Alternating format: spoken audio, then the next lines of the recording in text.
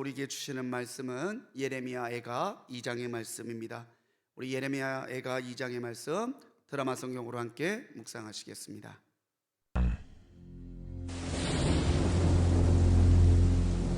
슬프다. 주께서 어찌 그리 진노하사 딸 시온을 구름으로 덮으셨는가. 이스라엘의 아름다움을 하늘에서 땅에 던지셨으며 그의 진노의 날에 그의 발판을 기억하지 아니하셨도다. 주께서 야곱의 모든 거처들을 삼키시고 긍휼히 여기지 아니하셨으며 노하사 딸 유다의 견고한 성체들을 허물어 땅에 엎으시고 나라와 그 지도자들을 욕되게 하셨도다.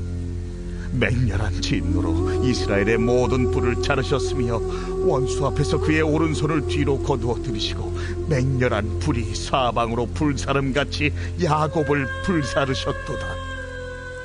원수같이 그의 활을 당기고 대적처럼 그의 오른손을 들고 서서 눈에 드는 아름다운 모든 사람을 죽이셨으며 딸 시온의 장막에 그의 노를 불처럼 쏟으셨도다. 주께서 원수같이 되어 이스라엘을 삼키셨으며 그 모든 궁궐들을 삼키셨고 견고한 성들을 무너뜨리사 딸 유다의 근심과 애통을 더하셨도다. 주께서 그의 초막을 동산처럼 헐어버리시며 그의 절기를 폐하셨도다. 여호와께서 시온에서 절기와 안식일을 잊어버리게 하시며 그가 진노하사 왕과 제사장을 멸시하셨도다. 여호와께서 또 자기 제단을 버리시며 자기 성소를 미워하시며 궁전의 성벽들을 원수의 손에 넘기셨음에 그들이 여호와의 전에서 떠들기를 절기의 날과 같이 하였도다. 여호와께서 딸 시온의 성벽을 헐기로 결심하시고 줄을 띠고 무너뜨리는 일에서 손을 거두지 아니하사 성벽과 성곽으로 통곡하게 하셨음에 그들이 함께 쇠하였도다. 성문이 땅에 묻히며 빗장에 부서져 파괴되고 왕과 지도자들이 율법 없는 이방인들 가운데에 있으며 그 성의 선지자들은 여호와의 묵시를 받지 못하는도다. 딸 시온의 장로들이 땅에 앉아 잠잠하고 티끌을 머리에 덮어쓰고 굵은 배를 허리에 둘렀으며 예루살렘 처녀들은 머리를 땅에 숙였도다. 내 눈이 눈물에 상하며 내 창자가 끊어지며 내 간이 땅에 쏟아졌으니 이는 딸 내 백성이 패망하여 어린 자녀와 젖 먹는 아이들이 성읍 길거리에 기절함이로다. 그들이 성읍 길거리에서 상한 자처럼 기절하여 그의 어머니들의 품에서 혼이 떠날 때에 어머니들에게 이르기를 곡식과 포도주가 어디 있느냐? 딸 예루살렘이여, 내가 무엇으로 네게 증거하며 무엇으로 네게 비유할까? 처녀 딸 시온이여, 내가 무엇으로 네게 비교하여 너를 위로할까? 너의 파괴됨이 바다같이 크니 누가 너를 고쳐줄 소냐? 내 선지자들이 네게 대하여 헛되고 어리석은 묵시를 보았으므로 내 죄악을 드러내어서 네가 사로잡힌 것을 돌이키지 못하였도다. 그들이 거짓 경고와 미혹하게 할 것만 보았도다. 모든 지나가는 자들이 다 너를 향하여 박수치며 딸 예루살렘을 향하여 비웃고 머리를 흔들며 말하기를 온전한 영광이라 모든 세상 사람들의 기쁨이라 일컫던 성이 이 성이냐? 네 모든 원수들은 너를 향하여 그들의 입을 벌리며 비웃고 이를 갈며 말하기를 우리가 그를 삼켰도다. 우리가 바라던 날이 과연 이 날이라. 우리가 얻기도 하고 보기도 하였다. 여호와께서 이미 정하신 일을 행하시고 옛날에 명령하신 말씀을 다 이루셨으며 긍휼히 여기지 아니하시고 무너뜨리사 원수가 너로 말미암아 즐거워하게 하며 내 대적자들의 뿔로 높이 들리게 하셨도다. 그들의 마음이 주를 향하여 부르짖기를 딸 시온의 성벽아, 너는 밤낮으로 눈물을 강처럼 흘릴지어다. 스스로 쉬지 말고 내 눈동자를 쉬게 하지 말지어다. 초저녁에 일어나 부르짖을지어다. 내 마음을 주의 얼굴 앞에 물 쏟듯 할지어다. 각 길 어귀에서 주려 기절한 내 어린 자녀들의 생명을 위하여 주를 향하여 손을 들지어다. 여호와여, 보시옵소서.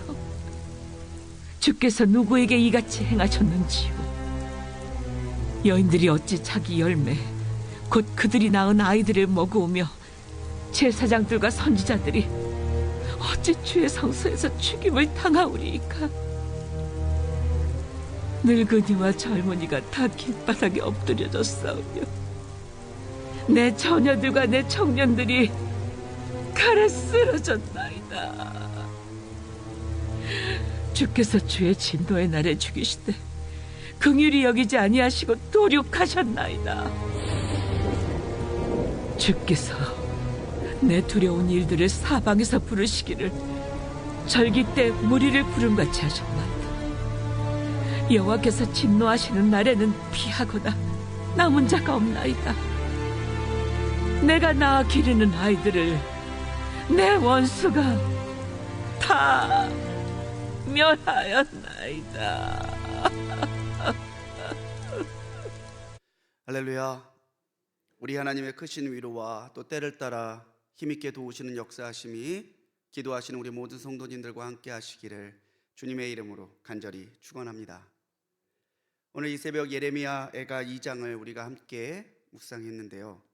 여러분, 어제 예레미야 애가 1장 같이 묵상하시면서 어떠한 마음이 들으셨는지요? 정말 결국 하나님께 징계를 받아버리고만 이 민족과 무너져가는 성을 보는 선지자의 그 애통해하는 마음이 조금 여러분들에게 전달이 됐는지 모르겠습니다. 예레미야에게는 이 선지자의 애통함에 공감하면서 읽지 않으면 그 참뜻이 또 참 감정이 다가오지 않는 책이에요. 선지자의 그 애통하는 마음처럼 오늘 예레미야가 2장에서도 만국을 바라보는 선지자의 그 통탄하는 마음, 슬프다, 이 말로 시작이 되죠. 17절은 애가 전체의 중요한 주제 중에 하나입니다. 여호와께서 이미 정한 일을 행하시고, 이 모든 일이 하나님께서 정하신 대로 이루어져 가고 있다는 선지자의 선포인 것이죠. 이미 정하신 일을 이루어 가시는 하나님 앞에서 과연 우리는 어떠한 것으로 또 어떠한 모습으로 살아가야 하는지 예레미야 애가 2장은 우리에게 말해주고 있습니다. 무엇보다 먼저 선지자가 우리에게 전달하고자 하는 것은 우리가 하나님의 역사를 볼 수 있는 눈을 가져야 한다는 거예요. 1절부터 10절까지는 유다에 내려진 하나님의 징계를 선지자가 나열하고 있습니다. 이런 일이 있다, 이런 일이 일어나고 있다, 이렇게 애통하고 이렇게 가슴 아픈 일이 지금 일어나고 있다. 선지자는 유다의 참상을 쭉 말해주면서 우리에게 전달해주고 있습니다. 1장과 마찬가지로 알파벳 순서에 따라 배열하는 닭간채로 이 2장을 이어가고 있는데, 이 선지자의 슬프다는 탄식은 무엇보다도 하나님이 유다를 더 이상 기억하지 않으셨기 때문입니다. 하나님이 기억하시지 않는 유다, 하나님이 잊어버리신 유다에는, 하나님께 잊혀진 유다에는 참혹한 일만 일어날 수밖에 없었다는 거죠. 10절까지의 내용을 쭉 보면 불살라진다, 사람을 죽이시고 긍휼과 성을, 궁궐과 성을 무너뜨려 버리셨다, 절기와 안식일을 폐하시고 제단과 성소를 미워하셨다, 무너뜨리는 일에 손을 거두지 않으셨고 선지자들에게는 묵시조차 허락하지 않으셨다.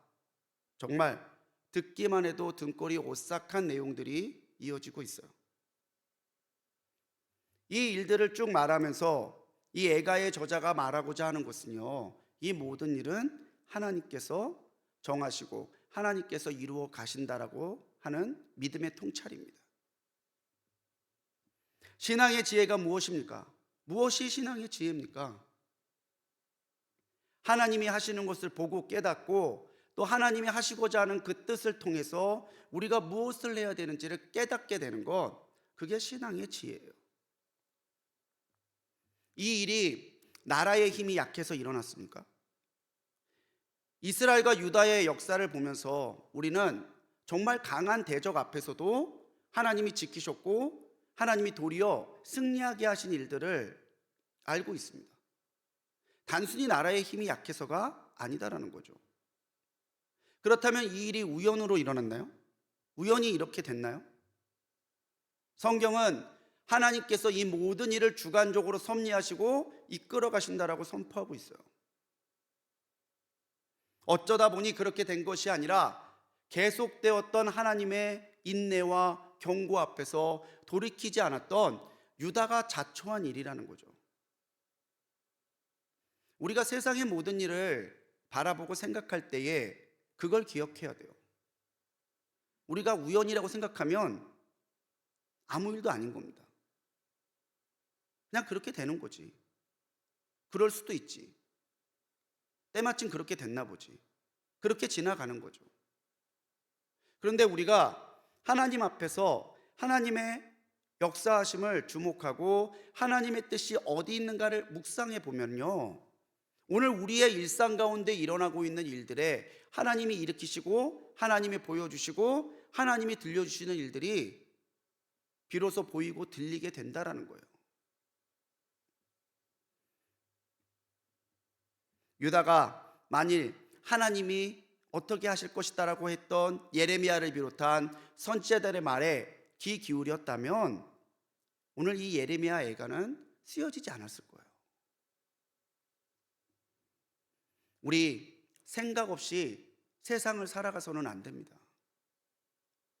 오늘도 분주한 하루의 일상 가운데서 우리가 잠시라도 멈추어 서서 하나님이 오늘 나에게, 오늘 우리에게, 우리 나라와 우리 교회에 어떠한 일들을 이루어가고 있으신지를 묵상하고 찾는 그런 통찰의 시간이 우리에게 필요해요. 안 그러면요, 그냥 흘러가는 시간 속에 아무 생각 없이 함몰돼서 살아가는 거예요. 시간이 얼마나 빠릅니까? 저도 그래요. 아침에 사무실 나와서 일하다가 보면 밥 먹재요. 벌써 점심이야? 밥 먹고 일하다 보면은 안간이에요. 벌써 5시가 다 돼갔어요. 하루도 그렇게 빨라요. 어르신들이 늘 하시는 말씀이 뭡니까? 시간 정말 빠르다요. 눈 깜짝할 새에 정말 말 그대로 쏘아버린 화살같이 지나가는 이 시간 속에서 우리는 하나님이 하시는 것을 보고 하나님이 하시는 것을 깨닫고 하나님이 정하신 일대로 이루어 갈 때에 믿음과 순종으로 그 일을 따라가려면요, 오늘 우리에게 하나님의 역사하심을 볼 수 있는 눈이 있어야 된다는 거죠. 그게 영안이에요. 뭘 특별한 걸 보고 신기한 걸 보고 그게 영안이 아니라 하나님의 마음을, 하나님의 하시는 역사를, 하나님의 뜻을 볼 수 있는 능력이 바로 영안이라는 거죠. 오늘 눈을 감고 살지 마십시오. 믿음의 눈을 떠서 오늘 하나님이 오늘 하루 가운데 일으키시는 그 역사함 가운데 하나님의 바른 뜻을 보고 깨닫고 하나님이 정하신 일대로 이루어 가시는 그때에 하나님의 그 놀라운 일들을 볼 수 있는 은혜와 지혜와 능력이 우리 모든 성도님들에게 있으시기를 바랍니다. 이 모든 일들 가운데 쭉 유다가 이런 참혹한 일을 당하였다 말하였던 선지자의 애통함이 11절부터 이어지죠. 이 선지자의 애통해하는 말을 통해 예레미야의 애가의 저자는 우리가 하나님의 마음에 공감할 수 있는 능력을 가져야 된다는 것을 강조하고 있습니다. 하나님의 마음에 공감하는 것. 애가의 저자는 오늘 만국의 이 혼란하고 처참한 일 앞에서 그 일이 자기의 일처럼 애통해하고 있어요. 그들의 참상을 보면서 내가 이럴 줄 알았다. 내가 그렇게 말해도 듣지 않더니 아이고 잘됐다. 그런 마음이 아니라 정말 하나님 도대체 이 나라 이 민족을 어떻게 하시려고 이런 끔찍한 일을 일으키십니까? 애통해하는 마음으로 자기의 일처럼 하나님 앞에 탄원하며 기도하고 있습니다. 11절에 그 절절한 선지자의 말에 귀 기울여 보십시오. 눈물이 상하고 내 창자가 끊어지고 내 간이 땅에 쏟아졌다라고 말해요. 그 이유가 뭡니까? 내 백성이 패망하였기 때문이에요. 내 백성이 말 안 듣고 하나님 앞에 징계를 자초해버린 그 어리석은 백성들이 내 백성이에요. 이 참혹한 가운데서 신음하고 있는 그들이 정말 애통함으로 간이 쏟아지는 아픔으로 다가오고 있는 거죠. 이런 중보의 마음, 이런 공감의 마음이 하나님의 마음을 알아가고자 하는 우리들에게 있어야 한다는 거죠. 유진 피터슨 목사님은 메시지 성경에서 이 11절을 이렇게 번역해요. 내 눈은 눈물로 멀어버렸고 내 위가 뒤틀린다. 내 백성의 비운에 내 애간장이 녹아버렸다. 너무나 애절한 선지자의 애통함이죠. 근데 우리가 하나 더 기억해야 될 게 있어요. 이 선지자의 애통함의 진짜 화자는 선지자 너머에 계신 하나님이시라는 거예요.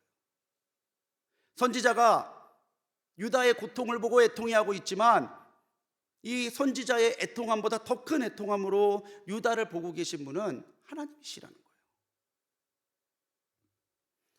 유다를 사랑하시지만 공의를 이루시는 하나님이시기 때문에 징계를 이루어가야 하는 이 하나님의 마음에는 매를 맞고 아파하는 유다를 볼 때, 그 자녀 유다를 볼 때에 너무나 아파하시는 애통함이 있는 거죠. 마치 우리가 자녀를 질책하고 나서 돌아키셔는 마음 아파하는 것처럼. 너무 세게 때렸나? 아팠을까? 조금이라도 깨닫고 돌아올까? 그 마음처럼 이 선지자의 마음과 말을 빌려서 하나님의 마음과 하나님의 말씀이 우리에게 전해지고 있다는 것을 우리는 읽을 수 있어야 돼요. 13절에서 선지자의 말을 빌려서 하나님은 그렇게 말씀하시죠. 너를 어떻게 위로하고 어떻게 고쳐주어야 될까? 누가 너희를 위로할 것이고 누가 너희를 고쳐주겠느냐? 이 예레미야 에가의 선지자는 하나님의 마음에 깊이 공감했던 사람입니다. 그렇기 때문에 하나님의 말씀을 전할 수 있었던 거죠. 우리도 하나님의 마음에 공감해야 된다는 거예요. 그래야 세상을 살아가면서 세상을 향한 하나님의 뜻과 사랑을 이해할 수 있고 그 뜻과 사랑을 전할 수 있는 거죠. 성경은요, 하나님의 마음으로 우리를 초대하는 책이에요. 하나님이 우리를 얼마나 사랑하시는지, 우리의 고통과 신음 가운데 하나님은 얼마나 애통해 하시는지, 우리가 하나님 앞에서 자유와 기쁨과 은혜를 누릴 때에 우리 하나님의 마음은 얼마나 기쁨으로 가득한지, 성경은 하나님의 마음을 우리에게 전달해 주고 있다는 거죠. 그런데 그 말씀을 읽으면서도 하나님의 그 은혜를 누리면서도 우리에게 무감각과 무정함이 있다면 하나님은 그것을 결코 작은 죄로 여기시지 않습니다. 오늘 우리는 교회를 위해서 애통해야 합니다. 오늘 우리는 나라와 민족을 위해서 애통해야 됩니다. 오늘 우리는 하나님의 사랑을 위해 애통하는 마음을 가지고 하나님의 사람들을 위로하고 위에 중보할 수 있어야 된다는 거죠. 예수님도 마태복음 5장 4절에서 애통하는 자에게 복이 있나니 저희가 위로를 받을 것이며라고 말씀하셨어요. 아파하는 이들을 보면서도 무정하고 다른 이들의 고통을 보고 무감각하다면은 우리도 하나님께 받을 수 있는 위로가 없다는 것을 우리는 기억해야 된다는 거죠. 그래서 오늘 이 새벽에 우리는 기도해야 됩니다. 하나님, 나의 마음을 하나님의 마음으로 바꾸어 주옵소서. 이 예레미야 에가의 선지자처럼 하나님의 마음에 우리의 마음이 공감될 때에 우리는 비로소 섬길 수 있고 중보할 수 있고 싸매어 줄 수 있고 기도할 수 있습니다. 바로 그곳에 하나님이 계신다는 사실을 기억하시고 오늘 하나님의 마음이 내게 임할 때에 그 하나님의 마음으로 공감하고 위로하고 중보하면서 오늘을 살아갈 수 있는 성도님들 되시기 바랍니다. 오늘 예레미야 애가 2장에서 끝은 하나님을 향한 탄원의 기도로 끝나죠. 하나님, 어떻게 이런 일이 일어날 수 있습니까? 하나님 긍휼히 여겨주십시오.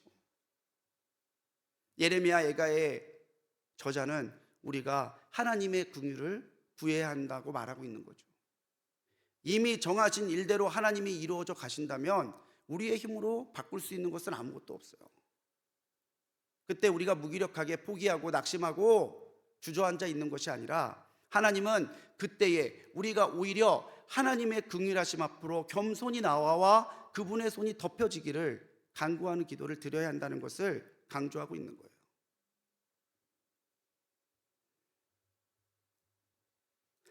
선지자는 이미 일어나 버린 이 하나님의 징계 앞에서 유다의 백성들을 위해 호소하고 있죠. 그리고 그들에게 기도하라고, 하나님 앞에 긍휼을 구하라고 권면하고 있습니다. 18절로 19절이죠. 눈물을 흘리라. 스스로 쉬지 말고 내 눈동자를 쉬게 하지 말라. 초저녁에 일어나 부르짖으라. 내 마음을 주의 얼굴 앞에 물 쏟듯 쏟으라. 주를 향하여 손을 들지어다. 계속해서 하나님 앞에 기도하라는 거예요. 하나님의 긍휼하심을 구하라는 거예요. 근데 이 말을 뒤집어 보면요, 이게 우리에게 얼마나 큰 위로가 되는지 모릅니다. 절박한 상황에서도, 심지어 하나님 앞에 징계를 받는 그 상황 속에서도 우리는 하나님의 긍휼하심을 기대하고 구할 수 있다라는 거예요.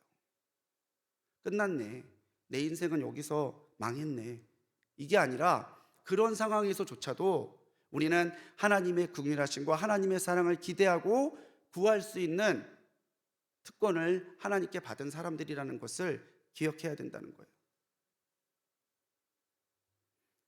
선지자는 지금 우리가 할 수 있는 일, 가장 강력한 일이야말로 다른 어떠한 인간적인 시도가 아니라 하나님 앞에 긍휼함을 구하는 그 간절한 기도임을 우리에게 일깨워주고 있습니다. 유명한 구약학자인 트램퍼 롱맨은 자기의 예레미야가 주석서에서 이 18절을 그렇게 주석해요. 하나님의 진노 앞에서 선지자의 기도 요청은 하나님의 사랑과 긍휼과 성실하심 때문에 공동체를 대신해서 기꺼이 그분을 기다리겠다는 의지의 표현이다. 현재 상황은 나쁘지만 하나님은 다시 그들에게 선을 행하실 것이다. 왜 선지자가 18절로 19절에서 또 이 예레미야 애가 2장 끝부분에서 하나님 앞에 기도와 탄원을 이야기하냐? 지금 상황은 나쁘지만 하나님께서 다시 선을 행하실 것이다라고 하는 기대를 가지고 선지자는 이 유다를 부둥켜 안고 중보하며 기도하고 있다라는 사실이에요. 여러분, 이 마음을 잊어서는 안 됩니다. 하나님 어찌하여 이러십니까? 하나님, 내게 이럴 수는 없습니다. 하나님, 도대체 언제까지입니까? 그런 마음이 우리에게 있겠지만, 그런 마음이 들 때에, 하나님의 응답이 보이지 않을 때에, 하나님의 침묵이 도리어 무겁게 느껴지는 그때에 우리가 해야 될 일은 하나님의 긍휼하심을 구하고 또 구하는 거라는 거예요. 여러분, 다시 힘을 내십시오. 다시 하나님 앞에 손을 드십시오. 다시 눈을 들어 하나님을 바라보시고 다시 우리의 목소리를 높여 하나님, 나를 기억해 주십시오. 나를 긍휼히 여겨 주십시오. 구하는 오늘 하루가 되시기 바랍니다. 그러면요, 하나님 들으세요. 아무것도 할 수 없어도 기도는 할 수 있습니다. 아무것도 몰라도 기도할 수 있습니다. 오늘 우리가 하나님의 긍휼하심을 구하는 그 자리에 하나님께서는 들으시고, 오늘 선지자 예레미야가 하나님 앞에 눈물로 기도하며 기도했던 그 하나님의 사랑과 긍휼이 오늘 우리의 삶에도 임하게 될 것을 기대하시는 우리 성도님들 되시기 바랍니다.